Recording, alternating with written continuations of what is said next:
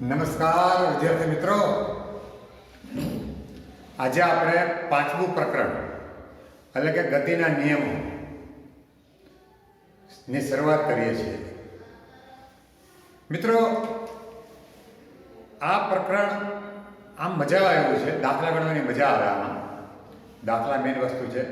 પહેલાં સિદ્ધાંત સમજીએ, મૂળ સમજીએ વસ્તુ આમ થિયરીને, પછી દાખલા ગણવાની મજા આવે.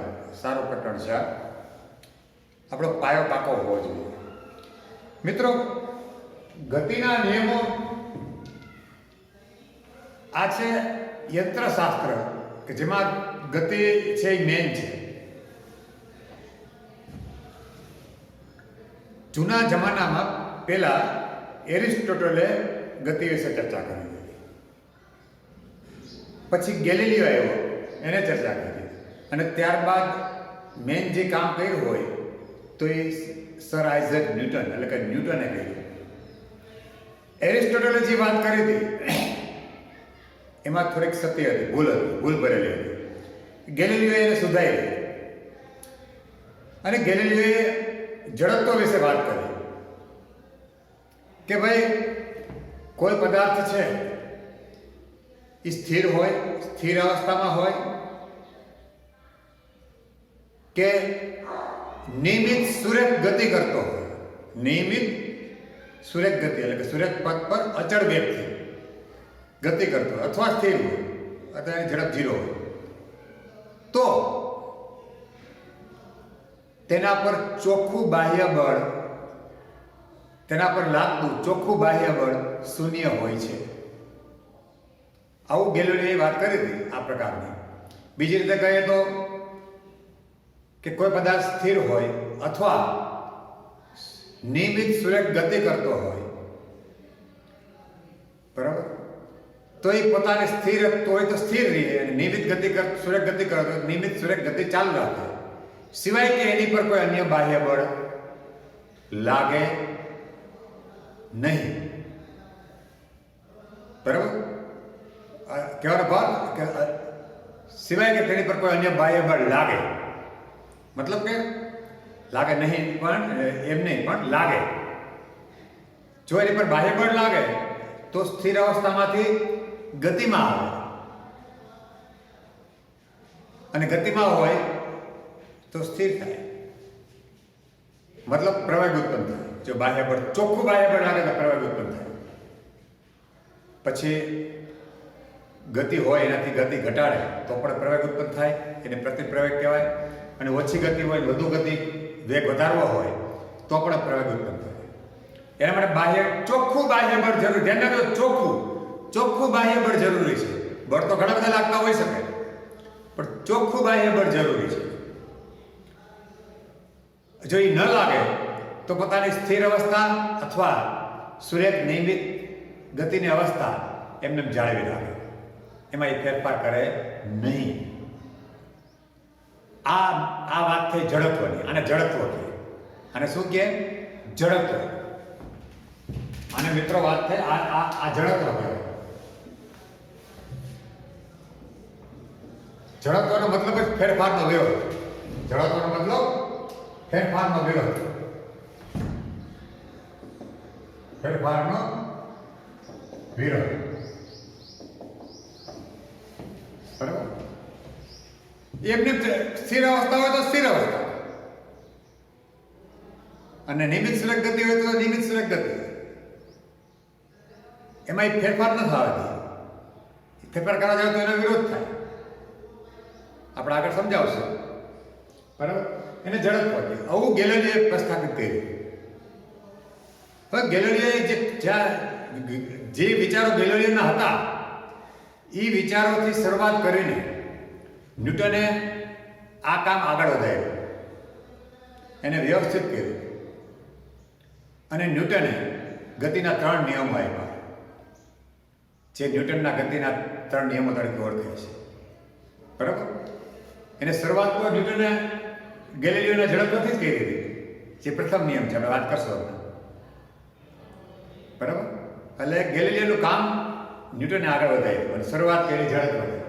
અને જડત્વ એને વ્યવસ્થિત વાત કરીને એને એક નિયમ આપ્યો, ન્યૂટને પણ નિયમ આપ્યો જેને કહેવાય છે ન્યૂટનનો ગતિનો પ્રથમ નિયમ, જે ઝડપ વિશે વાત કરે છે, જે ગેલિલીએ વાત કરી હતી તેવી છે. બરાબર? શું કહે છે ન્યૂટનની ગતિનો પ્રથમ નિયમ? શું કહે છે?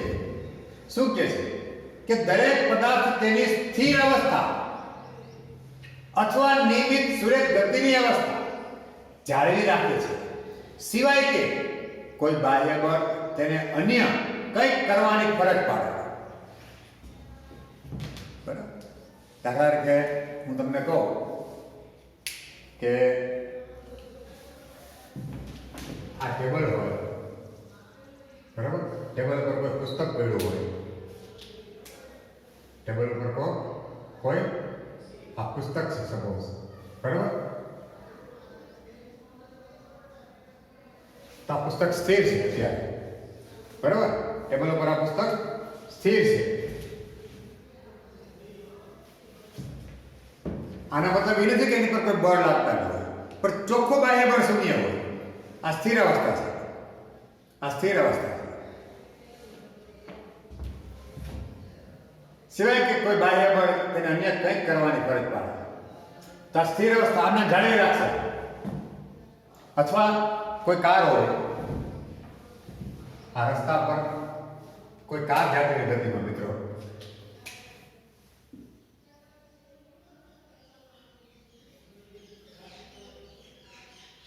કોઈ કાર જાતી રહી ગતિમાં,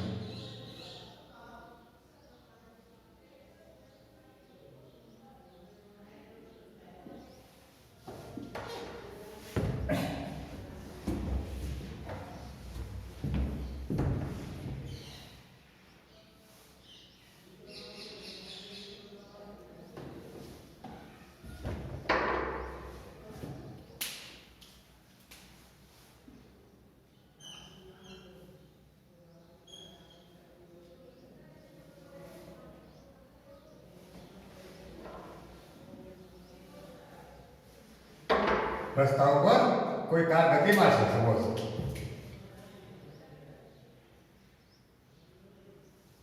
હે ને, યાત્રામાં ગતિ કરે સપોઝ, અને સુરેખ નિયમિત ગતિ એટલે કે અચળ વેગી, ઝડપ અચળ છે, સુરેખમાં છે, સીધા છે, તો એની ગતિ ચાલુ રાખશે, સિવાય કે કોઈ બાહ્ય બળ તેને કંઈક કરવાની ફરજ પાડે. તો આને કોઈ બાહ્ય બળ મતલબ અત્યારે ચોખ્ખું બળ આની પર 0 છે, ચોખ્ખું બળ 0 છે. મતલબ કે જો આનું જે વજન, ગુરુત્વાકર્ષણ બળને કારણે જે વજન બળ લાગે એ નીચે તરફ લાગે, ડબલ્યુ કહો. પછી ચોપડી છે, પુસ્તક છે, ટેબલને દબાવે તો ટેબલ પણ ઊંધું આમ બળ મારે, ઉલટું આમ. પુસ્તક છે, પુસ્તકો એ ટેબલને દબાવે, પુસ્તક ટેબલ દબાવે તો ટેબલની સપાટી છે પુસ્તક પર બળ લગાડે, ઉલટું. એટલે એ બળ ઉલટું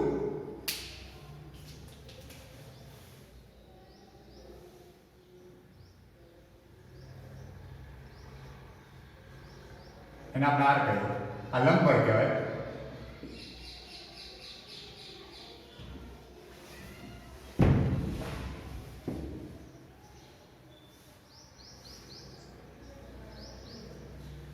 બરાબર?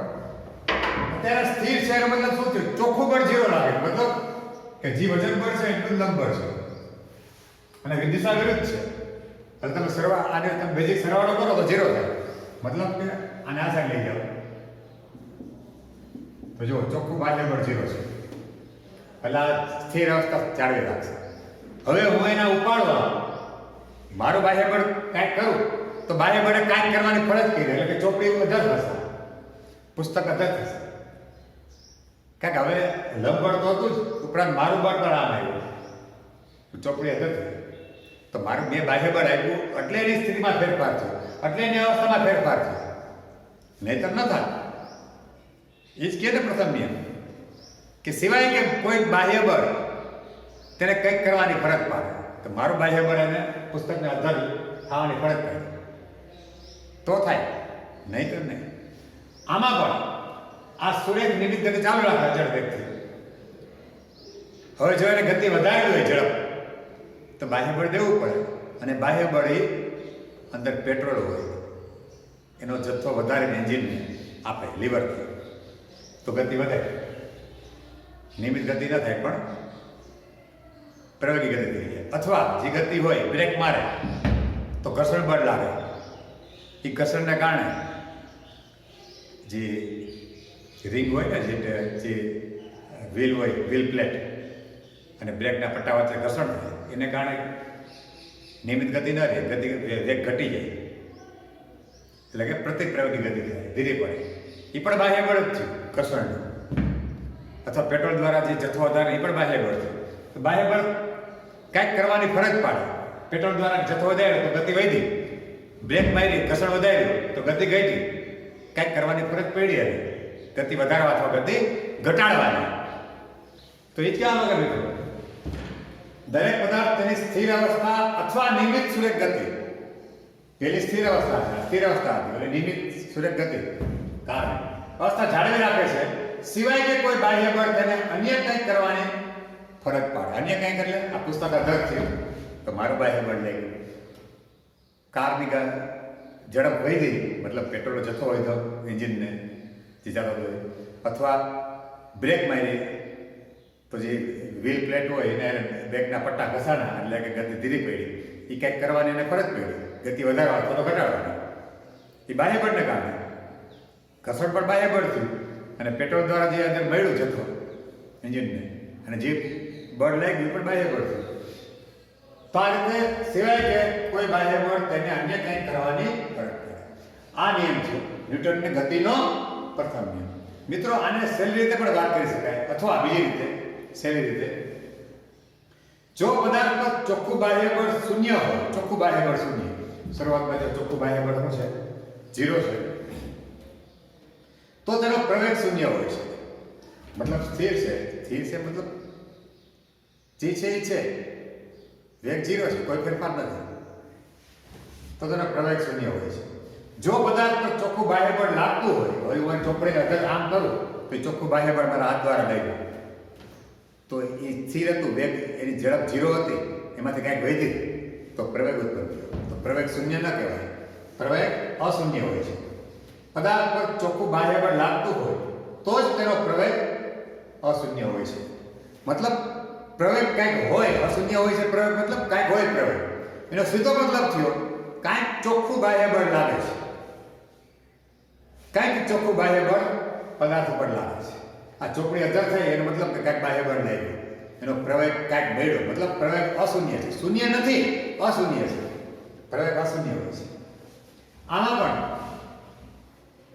આની ગતિ વધી, વેગ વધ્યો કે વેગ ઘટ્યો, એનો સીધો મતલબ એમ થયો કે એની પર ચોખ્ખું બાહ્ય બળ લાગ્યું. પદાર્થ પર ચોખ્ખું બાહ્ય બળ શૂન્ય હોય, કોઈ બળ ન લાગતું હોય અહીંયા કાંઈ, તો ગતિ જેમ જેમ ચાલુ રાખે નિયમિત સુરેખ ગતિ, તો એને પ્રવેગ શૂન્ય હોય છે. પણ ચોખ્ખું બાહ્ય બળ લાગે, આમાં તમને કહી દઉં, બાહ્ય બળ પેટ્રોલ જથ્થો વધારે એન્જિનને, તો ગતિ વધી, ગતિ પ્રવેગી થઈ, મતલબ પ્રવેગ અશૂન્ય થયો, શૂન્ય નહીં અશૂન્ય, એટલે પ્રવેગ થયો, પ્રવેગ આવ્યો, અને ઘર્ષણ દ્વારા બ્રેક દ્વારા ગતિ ઘટે તો પણ પ્રવેગ આવ્યો, એને પ્રતિપ્રવેગ કહે.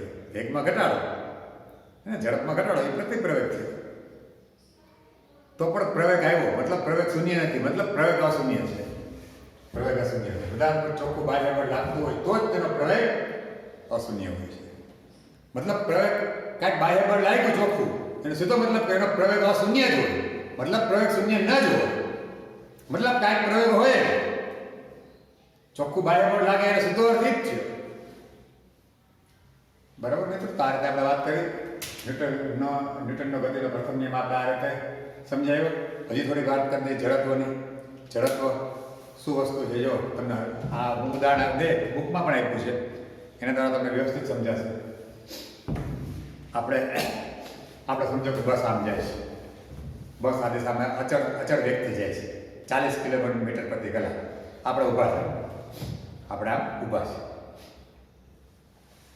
દાંડીએ બેઠો, અચાનક લીવર દી બસનો ડ્રાઈવર, અને બસ 40 માંથી અચાનક 60 જાય છનાસન, તો આપણે કેમ થઈ જાય? આમ થઈ જાય કે નહીં? પછવાડ આવી જાય. શું કારણ? કે આપણા પગ છે, પગના તળિયે એ તો બસના જે નીચે જે તળિયું છે બસનું એની હારે ઘર્ષણ દ્વારા ચોટેલા હોય. એટલે બસનો જે પ્રયોગ મળ્યો એન્જિન દ્વારા જે એને કારણે ઓલા ચોટેલા હતા એની હારે કોઈ ગતિ ન સાપેક્ષ થઈ. એટલે એ પગ તો એની ભેગા પ્રયોગી ગતિ કરી. પગને તો પ્રયોગ આવી ગયો, પગના તળિયાનો પ્રયોગ આવી ગયો. આપણું શરીર જડ નથી, આપણું શરીર લચીલું છે. એને કારણે બાકીનું શરીર હતું એ પોતાની સ્થિર અવસ્થા જાળવી રાખવા પ્રયત્ન કરે. એ ફેરફારનો શું કરે? વિરોધ કરે. એટલે એ આમ ન ગયું. એટલે બાકીનું શરીર છે એ એમને રહેવા પ્રયત્ન કરે. પગ આગળ વહી ગયા, બાકીનું શરીર એમને તો પગ આમ થઈ જાય. વળી બધા પગના સ્નાયુ છે એ બધી આમ બધા શરીરને એ પ્રયોગી ગતિ આવે એને મેળમાં જ આવે, એના બેચીમાં આખા શરીરને પછી પ્રયોગી ગતિ જે આવી હોય એને હારે એને સામેલ કરી દે. આનાથી ઉલટું બસ આમ જાય છે 40,000, અચાનક કાંઈક આડું આવ્યું અને ડ્રાઈવરે બ્રેક મારી, અચાનક બસ 40માંથી 20 આવી ગઈ, આમ સરસ ફટાફટ ઘટીને ચડે. તો આપણો કોની જેમ જ પગના તળિયા ચોટેલા હોય બસના તળિયા સાથે. એટલે એ તો તમને કહી દો કે એ તો ઊભા રહી ગયા, પણ આ શરીરને ખબર નથી. એને એ તો પોતાની અવસ્થા જાળવી રાખવા પ્રયત્ન કરે. જળ થઈ ગયું, જળ છે, જડતનો મતલબ જળ. તો એ તો 40 ઝડપે એ તો આમ 40 ઝડપે જવા પ્રયત્ન કરશે. પગ 20 ચોટેલા હતા 20 ઝડપે આવી ગયા, પણ શરીર 40 ઝડપે આમ જાય છે. એટલે આપણે બ્રેક પાસે ને આપણે આમ થઈ જાય છે. આમ વળી પાછા આપણા પગના સ્નાયુ હોય એ શરીરને આમ 20 ઝડપે લેવી જોઈએ આખા શરીરને. તો આ બાકીનું શરીર છે પગના તળિયા સિવાય એ પોતાના સ્થિતિમાં ફેરફારનો વિરોધ કરે છે. એટલે કે જળ છે, એને કારણે લીવર દે તો આખું શરીર ગતિમાં નથી આવી જતું. આ શરીર આમ વહી જાય, તળિયા આમ જાય, પછી ધીરે ધીરે એને આવે પગના સ્નાયુ બ્રેક મારે આખું શરીર ઊભું નથી થઈ જતું. પગના તળિયા ઊભા રહી જાય એને ચોટેલા આવે, શરીર આમ થઈ ગયું, શરીર આગળ જતું હોય 40 ઝડપે. એટલે પછી પગના સ્નાયુના કારણે એની 20 ઝડપે આવી જાય. જે ઝડપ ઘટી હોય એની હારે એનું મેળ આવી જાય. તો આ જે પોતાની અવસ્થા જાળવી રાખવાનો ગુણધર્મ છે, પોતાની જે અવસ્થા હોય પદાર્થોનો પોતાની અવસ્થા સ્થિર હોય તો સ્થિર અને સુરેખ નિયમિત ગતિમાં હોય તો સુરેખ નિયમિત ગતિમાં આ જાળવી રાખવાનો જે ગુણધર્મ છે એને જડત્વ કહેવાય છે. બરાબર? અને એમાં ફેરફાર કરવો હોય તો પ્રવેગ જોઈએ, એના ફેરફારનો વિરોધ થાય અને એના માટે બાહ્ય બળ, ચોખ્ખું બાહ્ય બળ લગાવવું પડે. બરાબર મિત્રો? આ રીતે આપણે વાત કરી. ફરીવાર ન્યૂટનનો ગતિનો પ્રથમ નિયમ, દરેક પદાર્થ તેની સ્થિર અવસ્થા અથવા નિયમિત સુરેખ ગતિની અવસ્થા જાળવી રાખે છે, સિવાય કે કોઈ બાહ્ય બળ તેને અન્ય કંઈક કરવાની ફરજ પડે. બીજી સરળ રીતે આમ પણ બોલી શકાય, જો પદાર્થ પર ચોખ્ખું બાહ્ય બળ શૂન્ય હોય તો તેનો પ્રવેગ શૂન્ય હોય છે. ચોખ્ખું બાહ્ય બળ શૂન્ય હોય મતલબ પ્રવેગ શૂન્ય જ હોય. જો પદાર્થ પર ચોખ્ખું બાહ્ય બળ લાગતું હોય, બાહ્ય બળ લાગતું હોય ચોખ્ખું, તો જ તેનો પ્રવેગ અશૂન્ય હોય છે. મતલબ ચોખ્ખું બાહ્ય બળ લાગતું હોય મતલબ પ્રવેગ હોય છે, પ્રવેગ શૂન્ય ન હોય, પ્રવેગ અશૂન્ય હોય. બરાબર મિત્રો? તો આ રીતે આપણે ન્યૂટનનો ગતિનો પ્રથમ નિયમ આપણે સમજવા કોશિશ કરી. બરાબર? ધન્યવાદ.